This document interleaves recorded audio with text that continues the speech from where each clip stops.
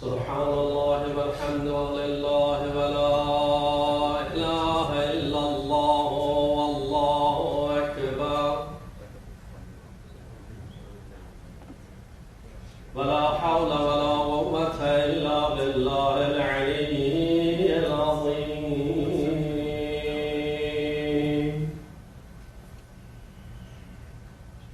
الله أكبر الله أكبر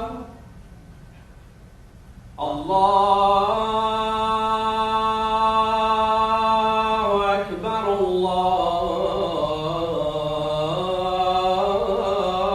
الله أكبر.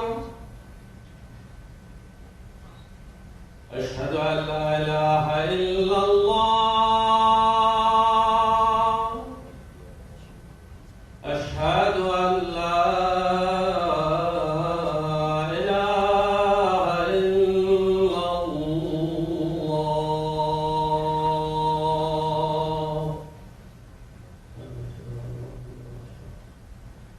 أشهد أن محمدًا رسول الله.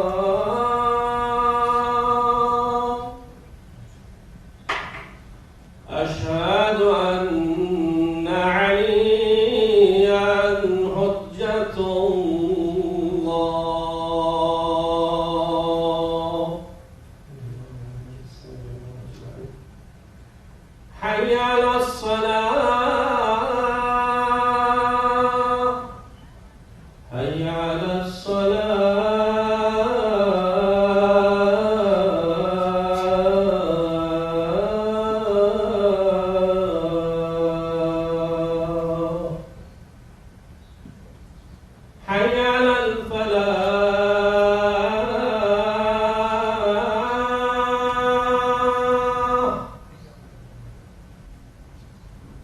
حي على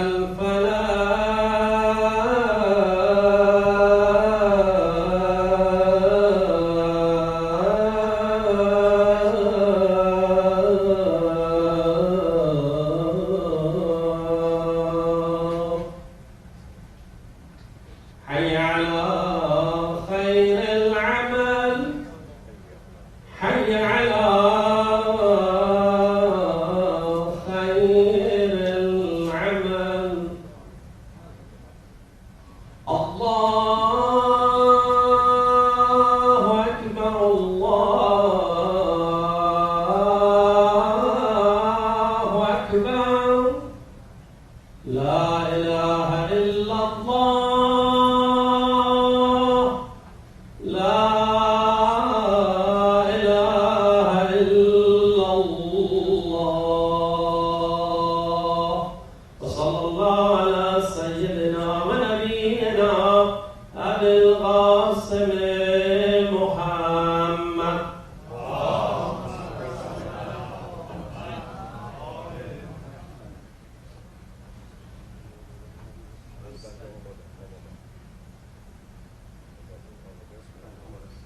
صلوا على محمد وآل محمد.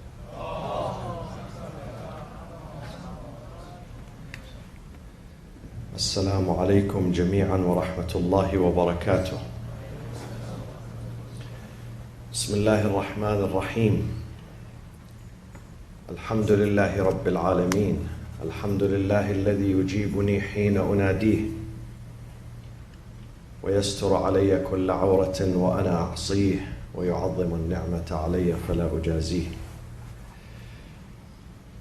نحمده ونسبحه ونقدسه على آلائه ونعمائه، ونشهد أن لا إله إلا الله وحده لا شريك له، وأن سيدنا محمدًا عبده ورسوله أرسله بالهدى ودين الحق ليظهره على الدين كله. اللهم صل وسلم وبارك وترحم على محمد وآل محمد كأفضل ما صليت وسلمت وباركت وترحمت على إبراهيم وآل إبراهيم في العالمين إنك حميد مجيد. وصل اللهم وسلم على جميع الأنبياء والمرسلين والأوصياء والصديقين وعترة نبيك الطيبين الطاهرين وأصحابه المنتجبين ومن تبعهم بإحسان وإيمان إلى يوم الدين. عباد الله، أوصيكم وأوصي نفسي بتقوى الله ولزوم أمره. قال الله سبحانه وتعالى في كتابه الكريم: أعوذ بالله من الشيطان الرجيم، بسم الله الرحمن الرحيم. إنا عرضنا الأمانة على السماوات والأرض والجبال فأبين أن يحملنها وأشفقن منها وحملها الإنسان إنه كان ظلوما جهولا. The subject is about how to preserve and maintain our religious institutions, our mosques, our Islamic centers, and we make sure that they are heading in the right direction. They are serving the community. They are helping people out.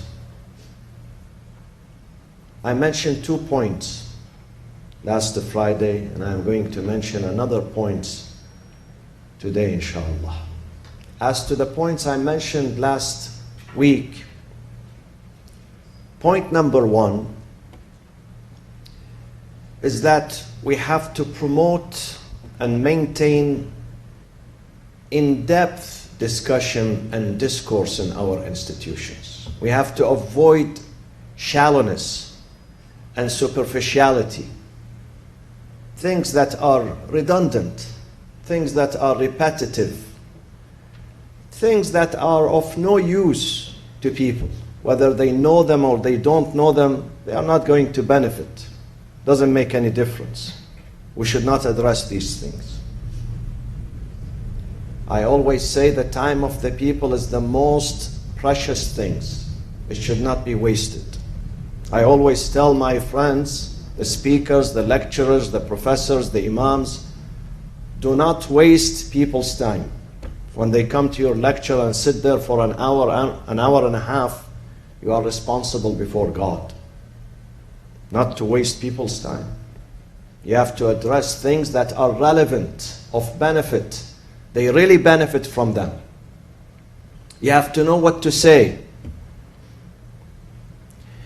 So this is number one.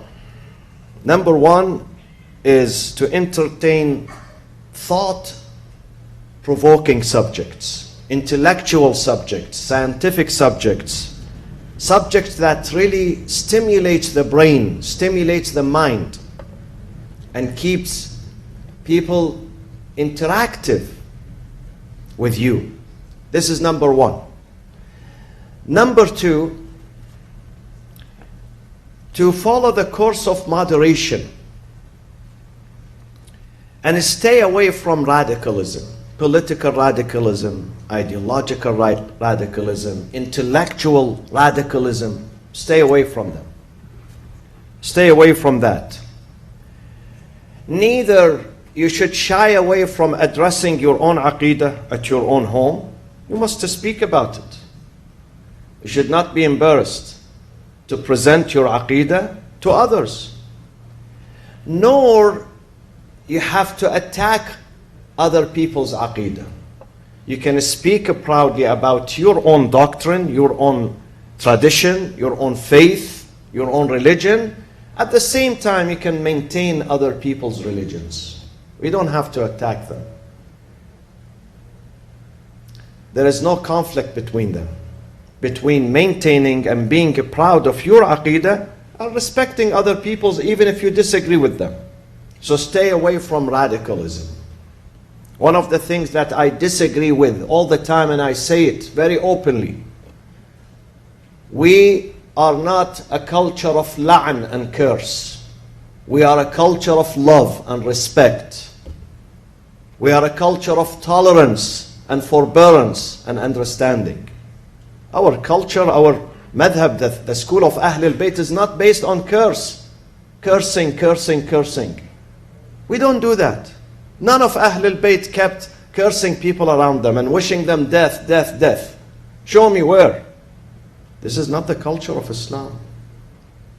This is not the tradition of Ahl al-Bayt alayhim afdalus salati wassalam.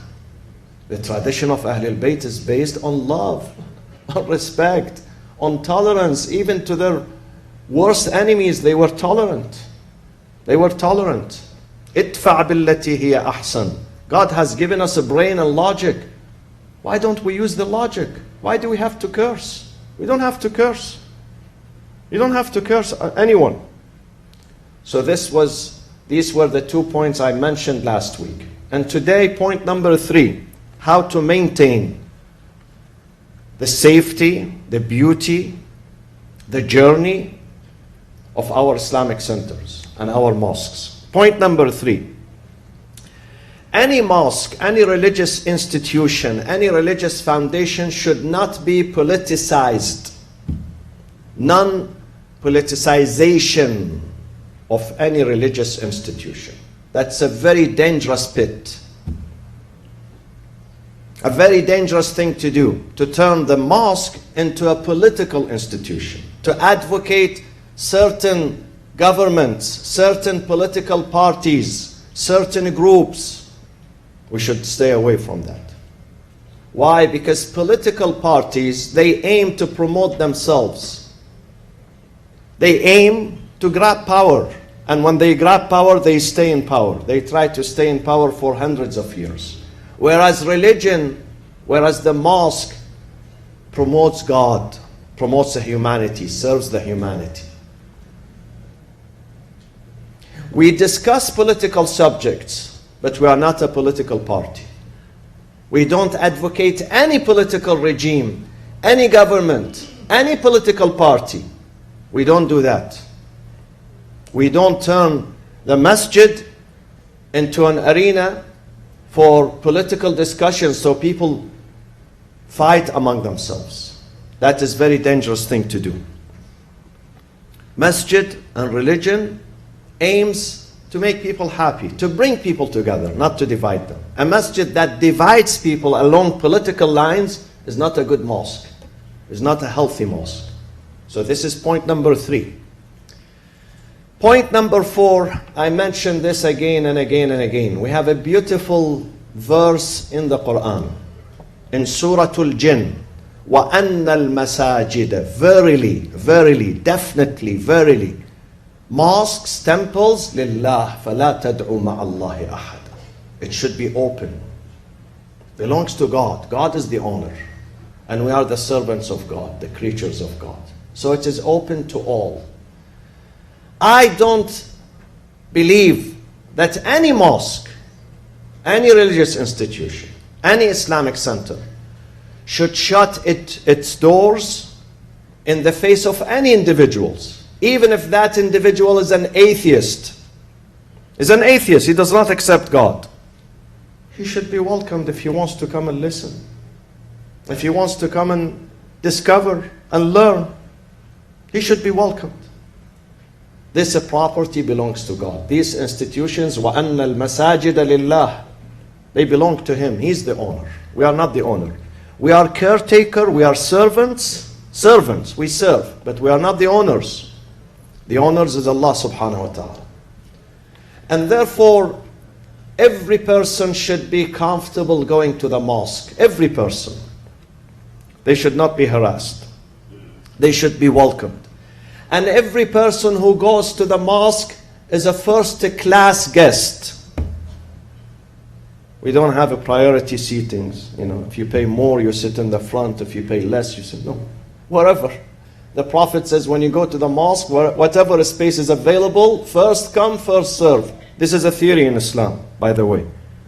A theory in Islam, first come, first serve, is a jurisprudential theory, قاعدة فقهية. You arrive first, you sit there. This is your place. Nobody can ask you to move, except Mr. Shahidi when you stand in front of the camera. But other than that, it is your place. وَأَنَّ الْمَسَاجِدِ لِلَّهِ. You should feel welcome. The religious, the non-religious, the believer, the atheist, the Shia, the Sunni, the Christian, the Jews, the Muslims, the Baha'i, whatever. They should go to the mosque. They should be welcomed. We should welcome our hearts and our arms, because we are not a cult. We are a school of thought. There is a big difference between being a school of thought and being a cult. The cult is for only its members, the club members. They have ideas, their own ideas. They don't accept others. They reject others. They are intolerant to other ideas. But we have to be tolerant. We have to be accepting. If you want to make your children coming to the mosque in the future, they don't desert mosques in America, you have to open your mosque for them and tolerate them and understand them and welcome them and tell them you are a shareholder. This is your place. This is your place. You can come, you can discuss anything. We are not an ethnicity. In the mosque, we are not an ethnicity. I said many times, I was very offended when I went to certain mosques and they did not allow black people to go in. They didn't allow them in the Friday prayers. I was shocked. They said they can go to their own mosques. I said no. وَأَنَّ الْمَسَاجِدَ لِلَّهِ. They can go to any mosque. This mosque is not for an ethnicity. It's wrong to place a mosque, an Islamic institution, Husayniyah, based on ethnicity, race, group, village. It's wrong. The mosque is a universal place. The mosque welcomes all colors, all races, all ideas, all nationalities, all languages. One last point. Again, we must respect all scholars and maraja. We don't boycott one and defame one. This is politics. We don't get involved in dirty politics. All maraja and all ulama are respected. Those who spend their time studying, researching, defending Islam. Maybe they are different from us. Maybe they are different from me. Maybe they have a different idea, but I respect them because they are scholars. I respect them because of their knowledge. Therefore, we do not advocate a certain marja or one marja. I don't do that in my life. I don't work for a marja. I am the servant of Amir al-Mu'mineen Ali ibn Abi Talib. And I am proud to be his servant. I don't serve a marja. So we don't advocate this marja against that marja. We don't even mention marja'iyah here, but we respect them. We honor them. We pay tribute to them. We salute them because they are the defenders of Islam. They are the defenders of the school of Ahlul Bayt alayhim as-salatu was-salam. But we are not a cult. We do not lean to one side against another. This is not our policy. This is how we should keep our institutions open for all. Open for all discussions. I love what Imam Ali did. Imam Ali, when he became Khalifa, he had many enemies. Among them, the Kharijites. They hated him. They planned to murder him, assassinate him, and they did. They did. After 4 years and 9 months, they succeeded in murdering him inside his sanctuary, Mihrab. So some fanatics around Imam Ali, they came to him, they said, Ya Ali ibn, Ya Amir al-Mu'mineen, stop those people from coming. Ban them. Do not allow them to come to Masjid al-Kufa. He said, the masjid is not my property. It's not my property. I can't stop anyone. لا نمنعهم مساجد الله. We do not ban them from. Those are deviant and corrupt, ideologically corrupt. Ideologically corrupt. They were the ISIS of that time, the ISIS of 1400 years ago. But he never stopped them. Let them come. If they want to pray, to listen, let them come. If they are not taking arms against us, if they are not terrorizing and bombing people, let them come. Let them come. They say we are Muslims, we say okay, let them come. He didn't ban anyone. His mosque was open. This is why Ali is alive today. People love him because of his manners, because of his akhlaq, because of his tolerance, because of his forgiveness and compassion and understanding. Ali did not feel insecure. Ali would welcome all people to his mosque, to his discussion, to his class, to his place. We are the followers of Rasulullah sallallahu alayhi wa sallam and Amir al-Mu'mineen. And we have to keep our institutions safe, inshallah. Always safe and healthy so they can thrive and people can benefit. And inshallah we earn the pleasure and the satisfaction of our Lord. Bismillah ar-Rahman ar-Rahim. والعصر إن الإنسان لفي خسر إلا الذين آمنوا وعملوا الصالحات وتواصوا بالحق وتواصوا بالصبر وصلى الله وسلم على سيدنا محمد وأهل بيته الطيبين الطاهرين.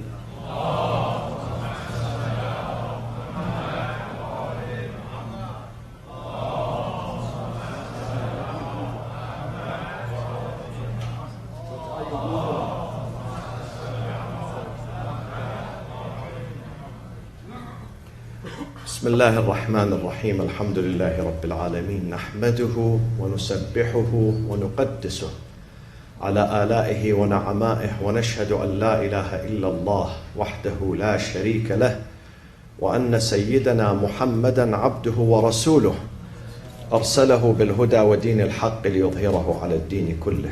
اللهم صل وسلم وبارك وترحم على محمد وآل محمد كأفضل ما صليت وسلمت وباركت وترحمت على إبراهيم وآل إبراهيم في العالمين إنك حميد مجيد.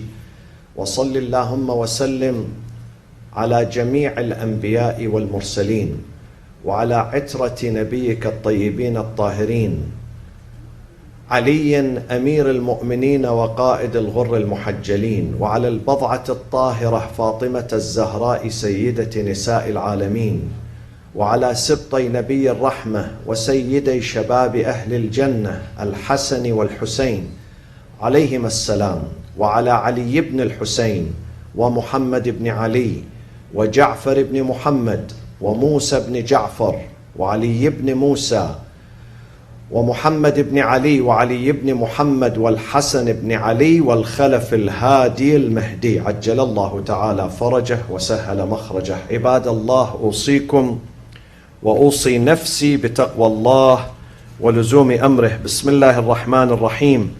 الذين يوفون بعهد الله ولا ينقضون الميثاق والذين يصلون ما أمر الله به أن يوصل ويخشون ربهم ويخافون سوء الحساب.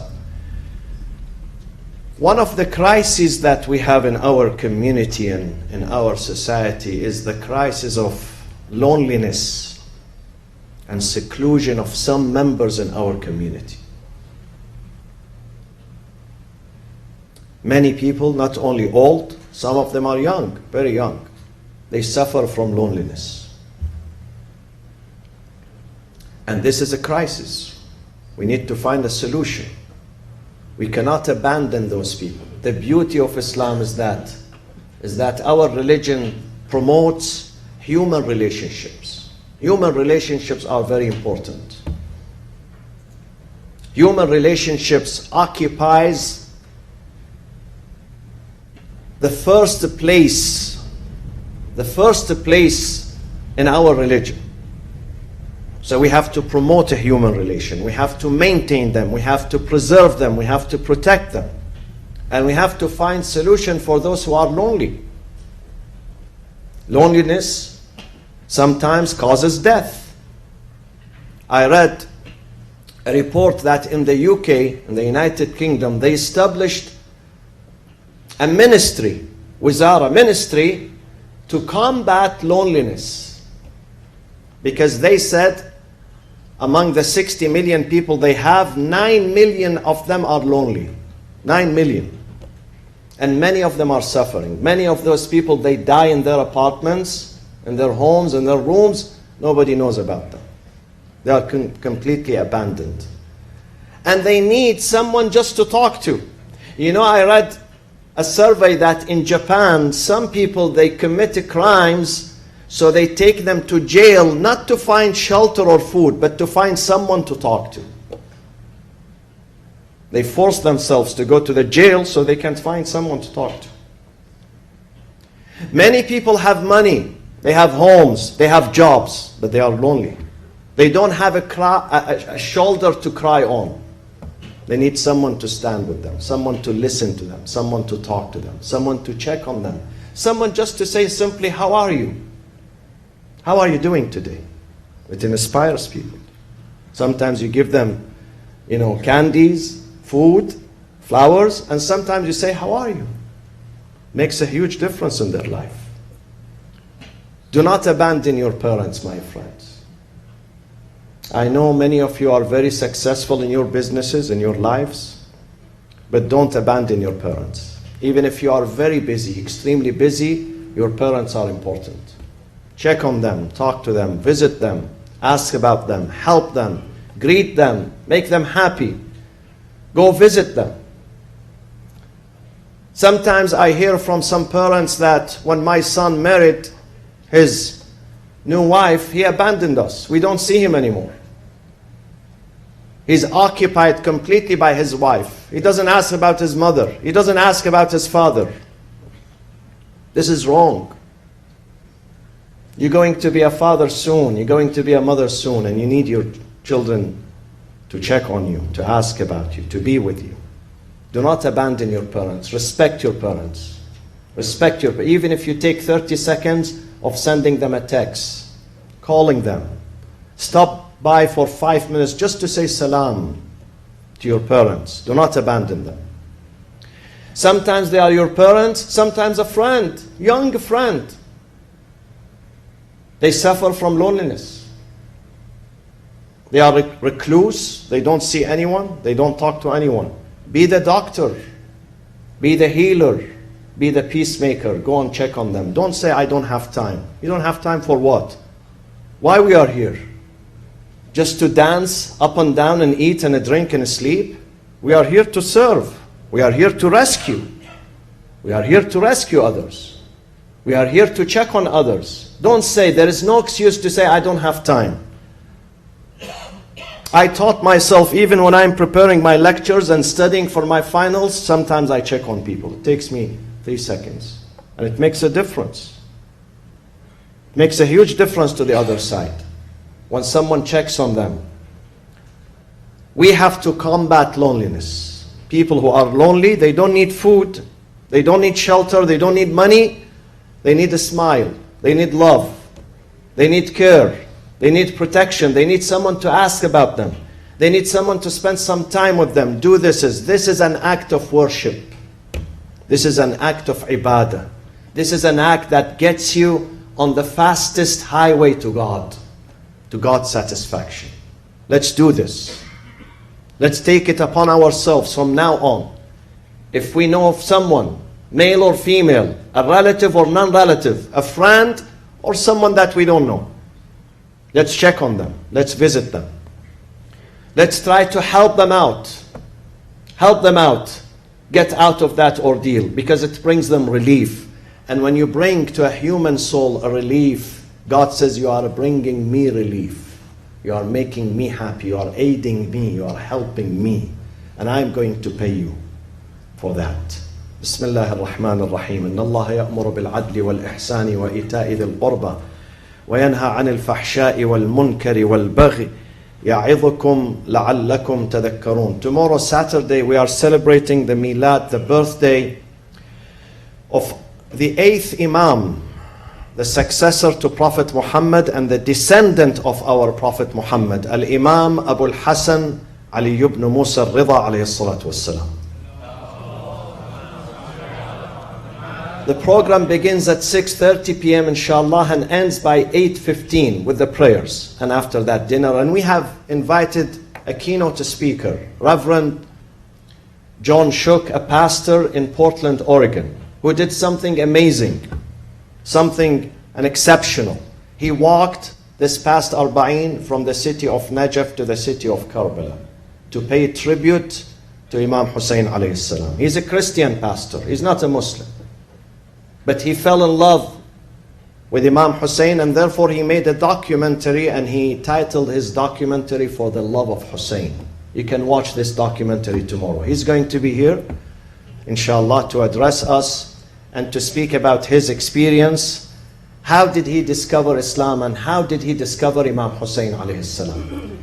اللهم اغفر للمؤمنين والمؤمنات والمسلمين والمسلمات وعجل في فرج سيدنا ومولانا صاحب العصر والزمان وإلى أرواح المؤمنين والمؤمنات والشهداء ثواب الفاتحة مع الصلاة على محمد وآل محمد.